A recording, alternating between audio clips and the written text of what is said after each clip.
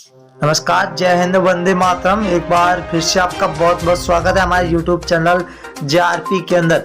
आपको बता दें कि कर्नाटक के अंदर अब चुनावी तारीखों का ऐलान होने के बाद कर्नाटक में कुछ ही दिनों के बाद विधानसभा चुनाव है।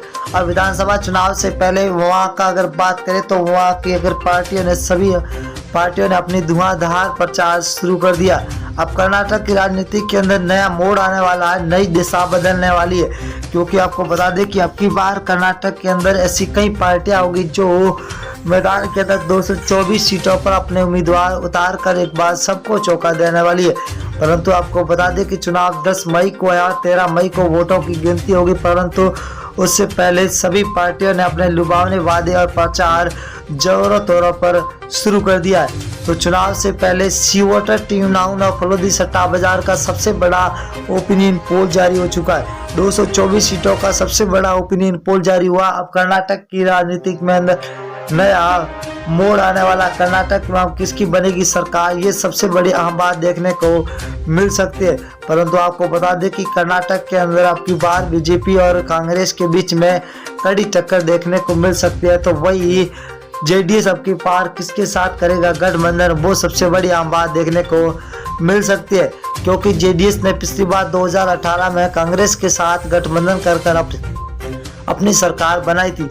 हम आपके बीच में लेकर हाजिर हुए 224 सीटों का सबसे बड़ा 24 सीटों में से पहली सीट की अगर मैसूर जिला, जहां पर कुल 10 सीट है, 10 में से बीजेपी को 3, जेडीएस को 2, कांग्रेस को 7 सीट मिल रही है, तो अन्य को यहां पर 0 सीट पर मिलता हुआ दिखाई दे रहा है। अगर हम बांगलकोट की बात करें तो कुल 7 सीटें, जहां बीजेपी को 2, जेडीएस को 1, कांग्रेस को 3 और अन्य के खाते में 1 सीट जाती हुई दिखाई दे रही है। बेल्लारी की बात करें, बेल्लारी जिले के अंदर 9 सीट है, 9 में से बीजेपी को 3, जेडीएस को 2, कांग्रेस को 4, यहाँ पर अन्य को 0 सीट मिलती हुई दिखाई दे रही है।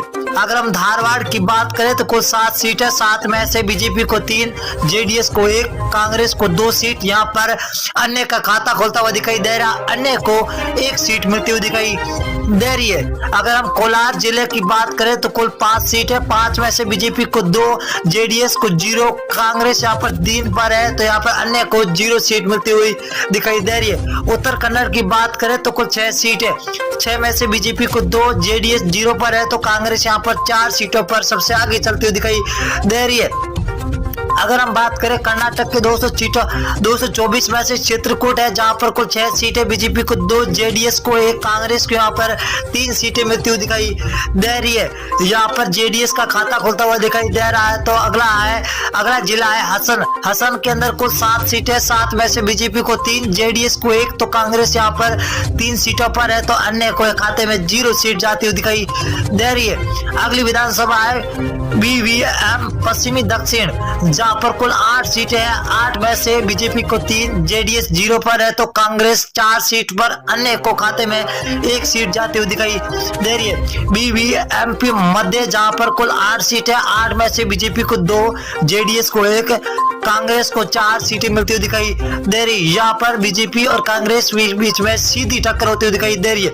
अगर हम रायपुर की बात करें तो कुल 7 सीटें, 7 में से बीजेपी को 1, जेडीएस को 1, यहाँ पर कांग्रेस को 5 सीटें मिलती हुई दिखाई दे रही है। कांग्रेस का पलड़ा भारी होता हुआ दिखाई दे रहा है। अगली जिले की बात करें बंगलोर हर्बन है, कुल 7 सीटें, 7 में से बीजेपी को 2, जेडीएस को 1, तो कांग्रेस के खाते में 4 सीटें जाती हुई दिखाई दे रही है, तो अन्य के खाते में 0।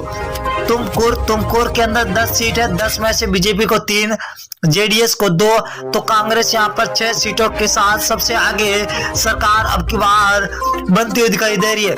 दामनगेरे की बात करें तो दामनगेरे के अंदर है कुल 8 सीटें, 8 में से बीजेपी को 2, जेडीएस को 2 और कांग्रेस के खाते में 4 सीटें जाती हुई दिखाई दे रही है।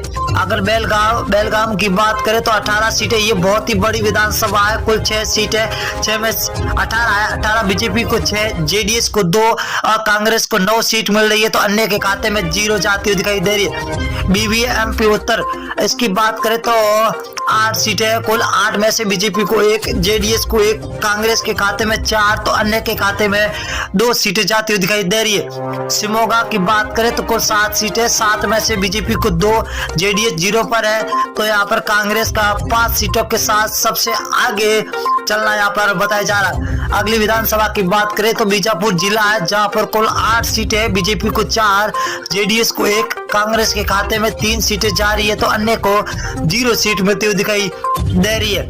अगले जिले की बात करें तो मंडुया है, मंडुया के अंदर है 7 सीटें, 7 में से बीजेपी को 1, जेडीएस को 1, बीच कांग्रेस के खाते में 5 सीटें जाती हुई दिखाई दे रही है। तो कर्नाटक के अंदर है बीजेपी और कांग्रेस के बीच में सीधी टक्कर।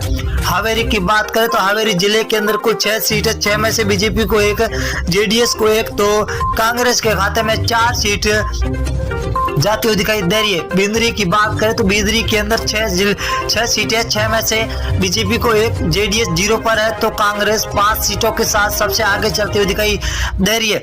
गुलबर्गा की बात करें तो गुलबर्गा जिले के अंदर 9 विधानसभा है, जहां बीजेपी को 4, जेडीएस को 2, कांग्रेस को 2 सीटें मिलती हुई दिखाई दे रही है। अगली विधानसभा की और बात करेंगे तो चिकमगलूर है, जहां पर कुल 5 सीटें, 5 में से बीजेपी को 3, जेडीएस को 1, तो कांग्रेस को 1 सीट मिलती हुई दिखाई दे रही है।